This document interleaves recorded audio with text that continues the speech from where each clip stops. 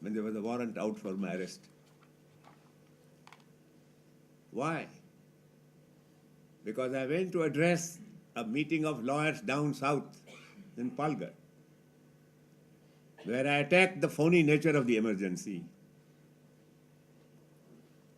Where I said that there has been no emergency of any kind in this country to call for the suspension of human rights. And ladies and gentlemen, I must also tell you that there were lawyers sitting with me on the stage. One by one, through my speech, each one left the stage and disappeared, because they knew that the state of things then were such that they will also invite a warrant for the kind of speech which I was uttering and they were hearing. But all dictators are also incompetent. I made my speech, I left Palghar, I came back to Bombay, then I went to Madras to argue some case in the Madras High Court. And the local commissioner of police telephoned to my wife that there's a warrant out for your arrest of your husband, and where is he? So she said, he's gone to Madras. So my wife called me up in Madras, and I told the commissioner of police, I said, told my wife that tell the commissioner of police that Mr. Jethmalani will finish his arguments in Madras this evening, and be sure that late in the night he will be here. And if you want to arrest him, please do. I returned that night. But ladies and gentlemen, India had still great judges at that time. And those judges were unfortunately in the high courts, but did not exist in that large numbers in the Supreme Court of India.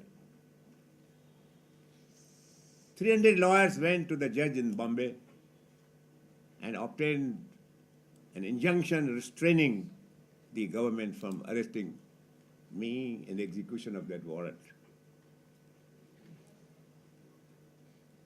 The commissioner of police met me and I told him, I said, listen, how come that you waited for so long for these lawyers to go there to the High Court and get an injunction?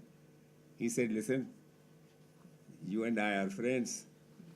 You have not been a criminal lawyer in vain. I know who you are and I didn't want to arrest you, but I told that fellow from Palghar on the phone that how the hell do I know who you are? If you want my help in executing this warrant, come personally here. Let me first identify you. Let me see the genuineness of that warrant before I touch Mr. Jethmalani. In the meantime, ladies and gentlemen, and I must say that the period that I got, I used for the purpose of going around the whole country and talking about the phony deprivation of our human rights. And wherever I went, I remember meetings of lawyers taking place, and lawyers acquired a new energy because there was somebody who was quite willing to be arrested. And in spite of the fact that the matters had been taken to the Supreme Court, 9 judges in 9 high courts, or more than 18 judges in 9 high courts, had held that judges are not powerless and they can protect human rights even during the emergency. The matter went to the Supreme Court, challenging the validity of these judgments. And ladies and gentlemen, I too appeared in the Supreme Court because I was a free man under the stay order. And I appeared for a client. And I remember having opened my appeal by telling the 5 judges who sat there that, my lords, you will not be impressed by the fact that I am appearing for one client who amongst hundreds is rotting in Indian jails. But what might impress you, that I am appearing for the millions and millions of other people who are likely to meet the same fate unless you protect their rights like the high courts in India are still trying to do. So I found that there was no response, at least not on their faces. So then I said, my lords, even this may not impress you, but now let me tell you that I'm appearing for all 5 of you. So that made the Chief Justice almost fall out of his chair. He said, Mr. Jethmalani, did you say this? I said, yes, my lord, I said it. And I wish to repeat it. And for the next 5 minutes, I'm addressing you and not your brother judges. I said, Chief, have you heard of a country called Ghana? In Ghana, the Chief Justice of Ghana had helped the government to draft the preventive detention law of that country, only to draft that law. When that law came into force, the Chief Justice was the first to be picked up under that law. For 2 years, nobody heard of what happened to the Chief Justice. And after 2 years, there was a cryptic announcement in the press that the Chief Justice died of natural causes. I said, my lords, that's the fate which awaits all 5 of you. Indian democracy is not dead, though it is lying in the coffin. Even the government is ashamed to shut the lid of that coffin. They want you to do that dirty job for them. The question at the end of the arguments in this case will be, are you willing to oblige the government, or will you hold tight to your conscience? So, ladies and gentlemen, from that day onward, almost in every public meeting, I've always reminded my audience of that small little Urdu couplet, and my foreign friends will pardon me for not understanding Urdu, but it's a beautiful thing to say. कि सितम के दौर में वो अहले दिल ही काम आए, सितम के दौर में वो अहले दिल ही काम आए, ज़बां पे नाज था जिनको वो बेज़बां निकले. It is only the brave-hearted and the courageous speakers who help in times of tragedy. But the tragedy of the world is that those who are very proud of their eloquence have turned out to be tongue-tied when the situation called for free speech. I'm very happy that both the speakers before me have exercised their right of free speech to the full possible extent. And you set a new tone. In fact, when I came here, I didn't know what I'm going to speak about, but you have at least inspired me to say what I'm saying. Well, there is one thing which I wish to share with my foreign friends now. Your presence here must indeed certainly increased and improved the intellectual output of our discussions. It is said that the DNA stock improves when there is crossbreeding. Even the physiological mechanism improves in vitality and strength when you are not related within prohibited degrees of marriage. That same phenomenon takes place when intellectuals like you come from abroad and mix with our people. And I'm very happy that you have been able to spare 2 days of your valuable time. And I'm really, really grateful to you that you made this function a great success. And I must also compliment those who have conducted these 2 days operations by dividing into panels. You have probably, your output has been increased by 10 times. You have done 20 days work in 2 days that you have been at this job. My congratulations to you.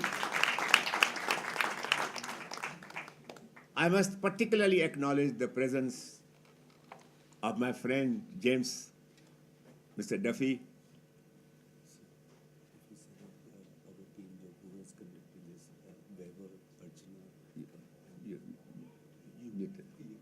I will certainly. He's a very distinguished member of the New York Bar. And ladies and gentlemen, I must confess that I have a special love for the Americans and for the United States of America.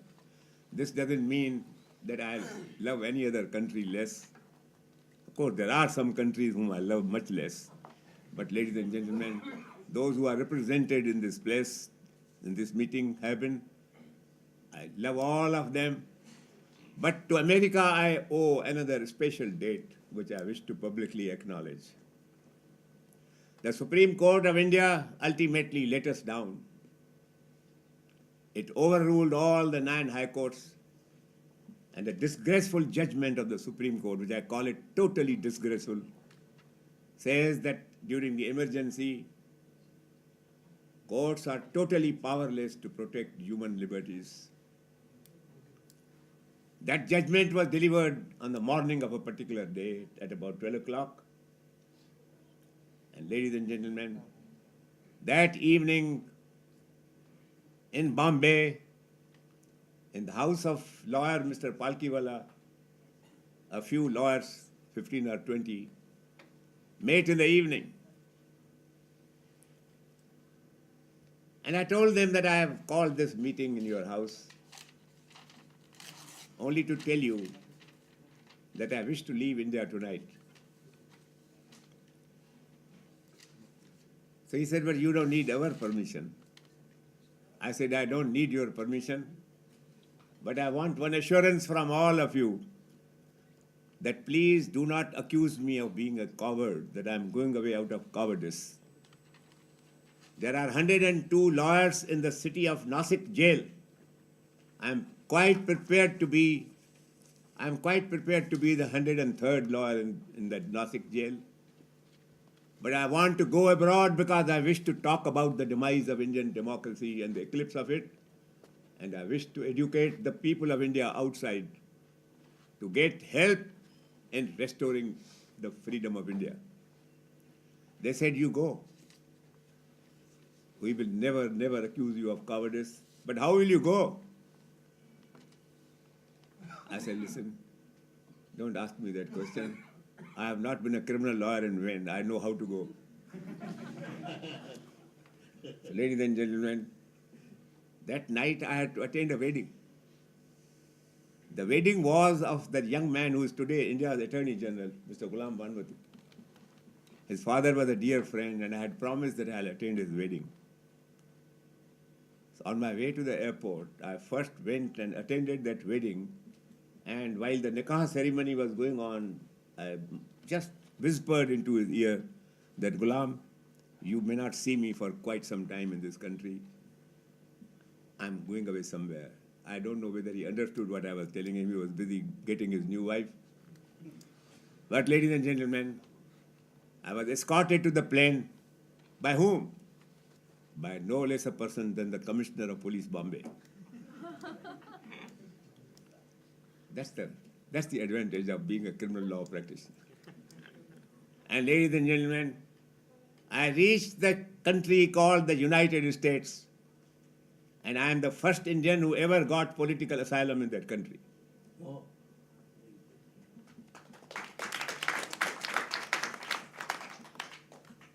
I got the right to stay in that country.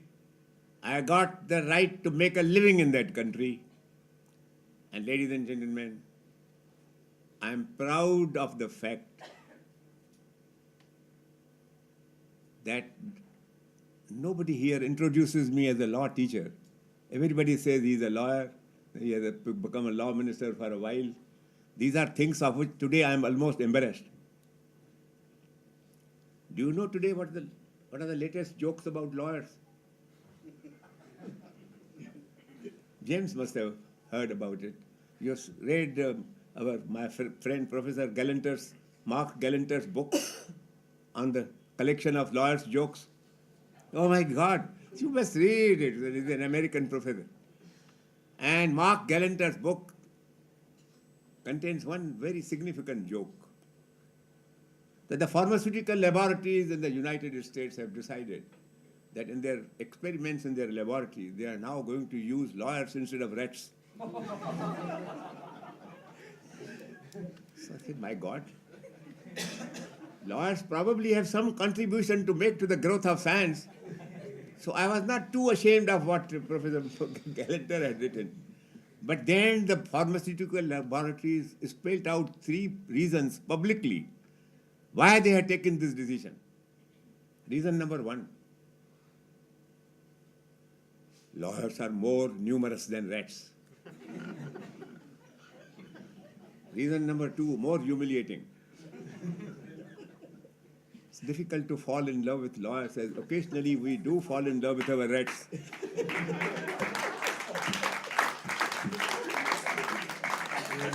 The third reason was the worst.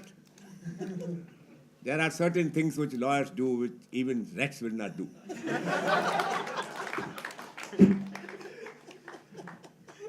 So ladies and gentlemen, for God's sake, don't keep introducing me as a lawyer and so on.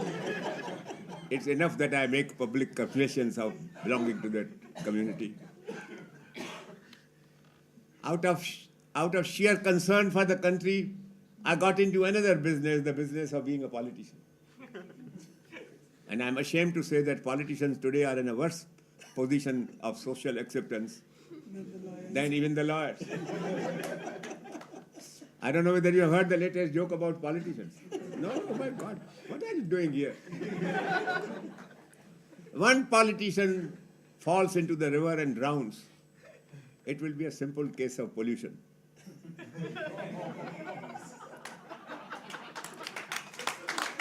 But if all politicians fall into the river and drown, that will be the solution.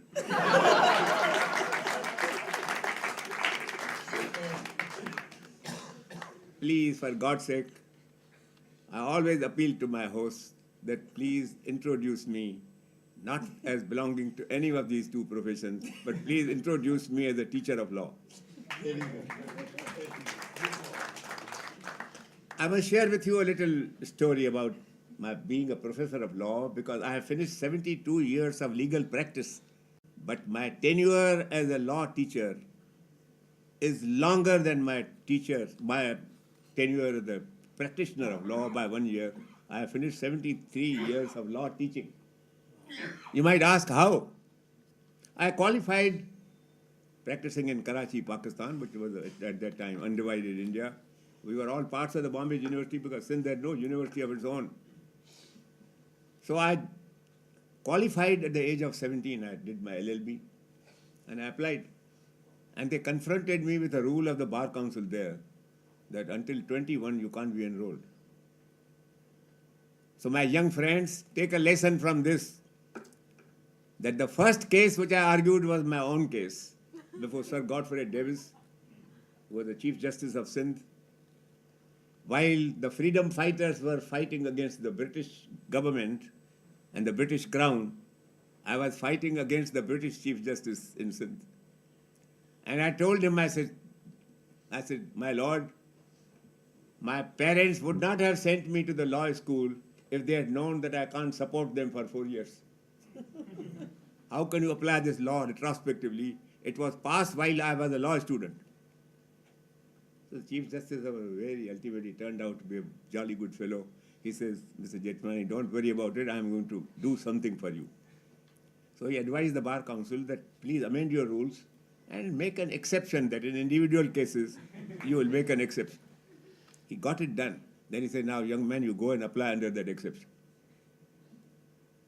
In spite of that, of course, they unanimously passed the resolution exempting me from the 21 years rule, but they found out one defect about which even I had no answer. That at 17, you are a minor, your contracts are void. How can you be a lawyer? So they said, we will enroll you when you become a major. As soon as you complete 18, be enrolled.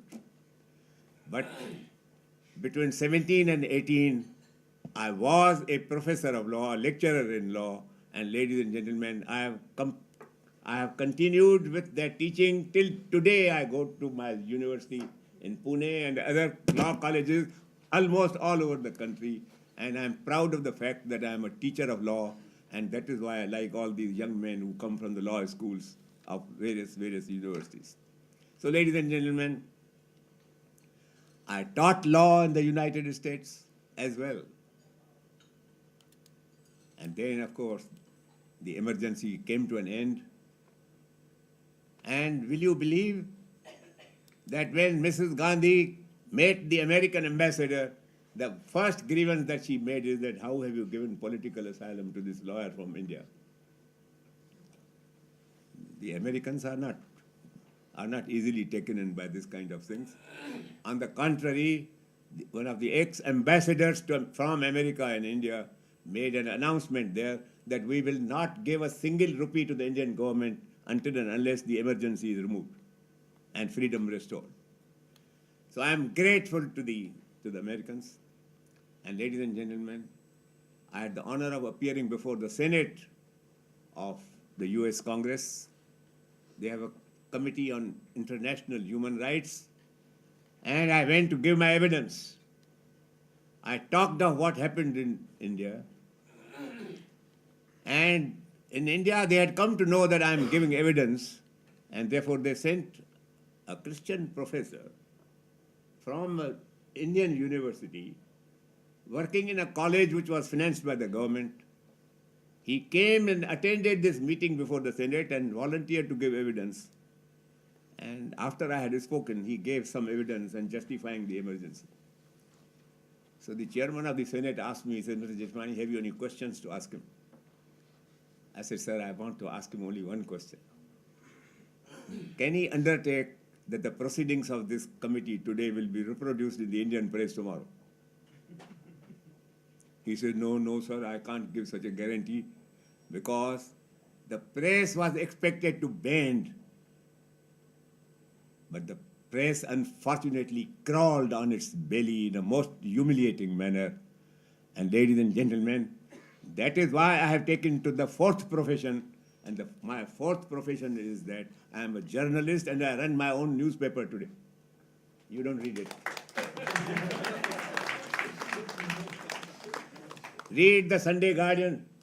You did it? I read it. I read the Sunday No wonder you are so clever. I read the Sunday Guardian. Have you read my last two pieces? But Okay. I didn't know you run it. Huh? I didn't know you run it. I read it online. Oh, you read it online. No, but that's all right. So if you take a copy, you will find that I'm the chairman of the board. In that sense, I run it. That's another profession of which I am proud, apart from being a teacher Many of my law. articles which don't get published elsewhere, I'll send them to you because I know you'll publish them. Now, ladies and gentlemen, there's one thing which I wish to share with my foreign friends. You all come to this country because the propaganda is that India is a very, very poor country. I don't accept that proposition. India is a rich country. Our wealth has been stolen. Stolen by dacoits who ought to be in jail.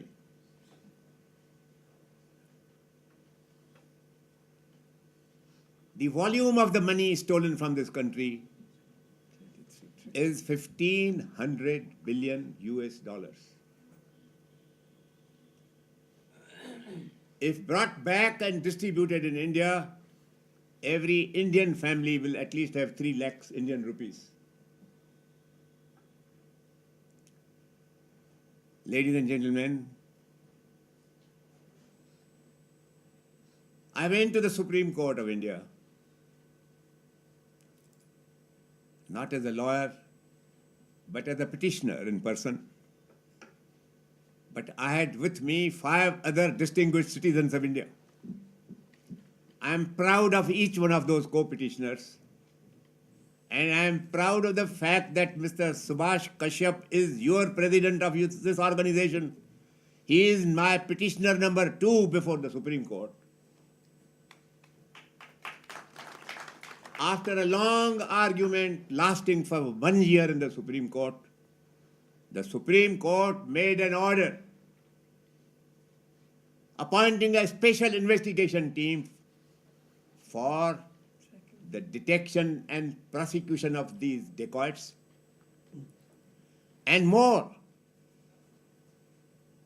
The government was ordered to disclose the names of all these dacoits whom they have come to know about from foreign governments, particularly France, Germany, and Sweden.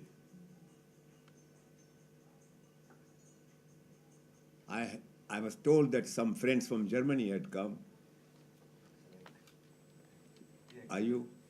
And this is my appeal to you. A personal appeal to you as a lawyer and as a citizen of this country.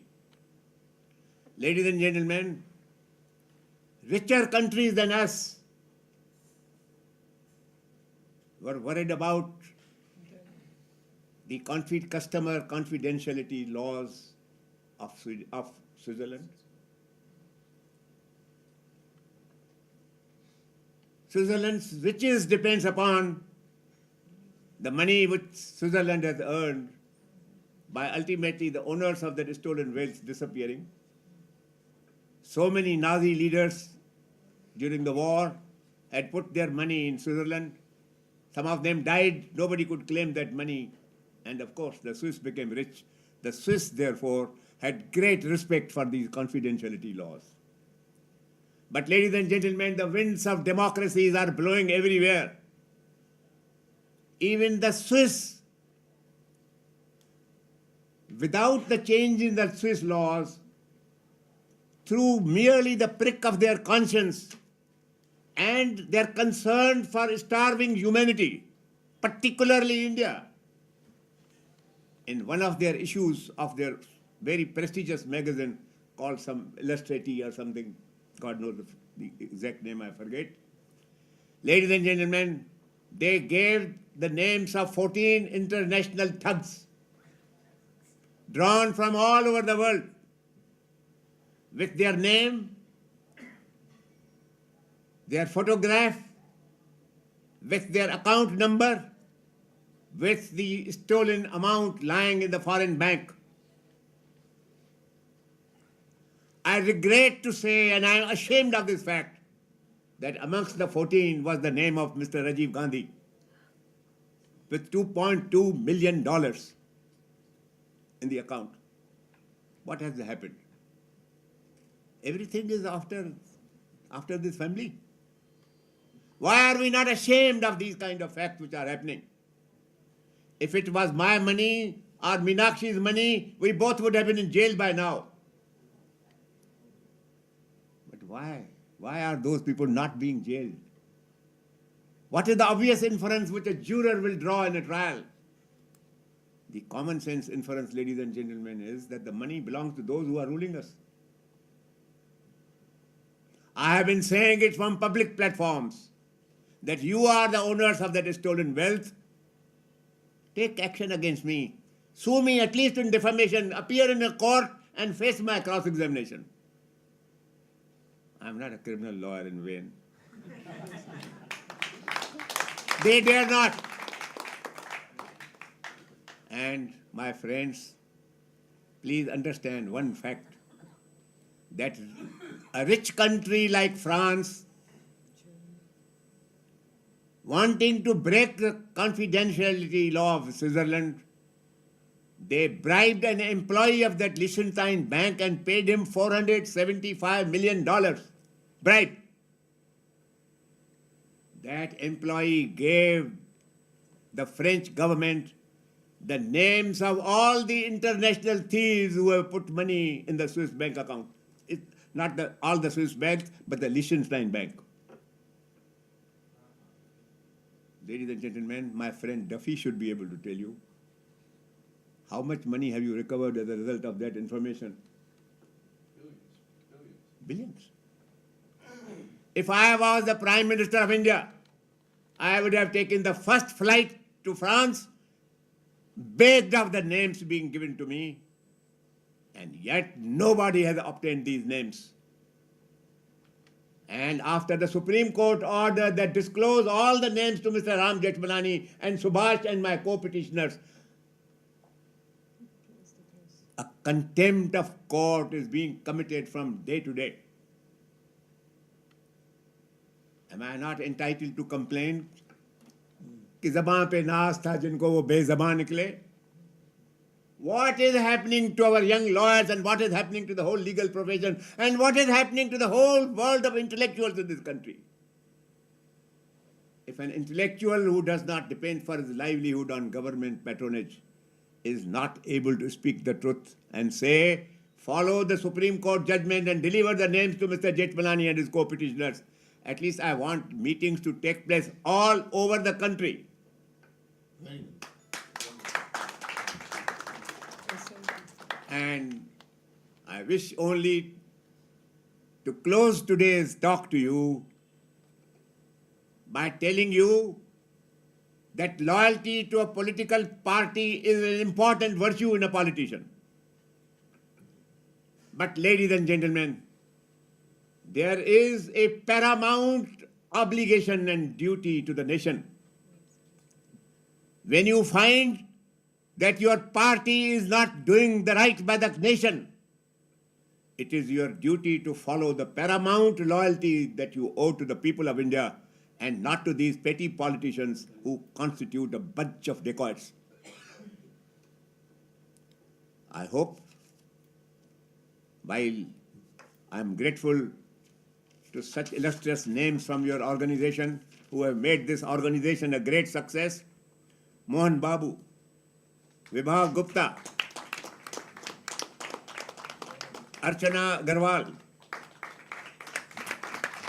Nancy Sinha, Prachi, Ekta, Bhumika, and Kabiraj Singh, and of course all our honored guests from abroad.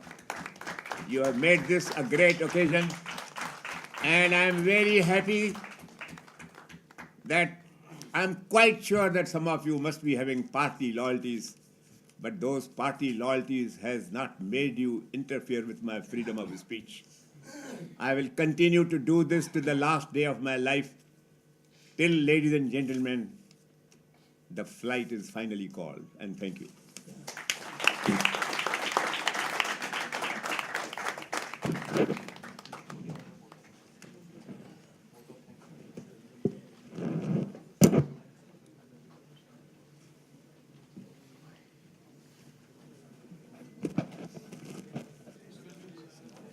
We'd like to thank you, sir, ma'am, and sir again. Thank you for your valuable time and loads of input which the students will make most of it. I'm quite willing to pocket it. So thank you so much. Ladies and gentlemen, can we have a huge round of applause again? Thank you. We sincerely thanks Mr. Ram Jethmalani ji. He has been patron since inception of our this bar. It's quite young, and our membership is also very young. So, and it's growing very fast. But we always seek your guidance and support for this organization to undertake more good cause. Whatever is good for India, we are willing to, and we would like to undertake that cause as for a legal community as well. So you have never come to me for anything. Come. Thank you very much, sir. I will. We will come.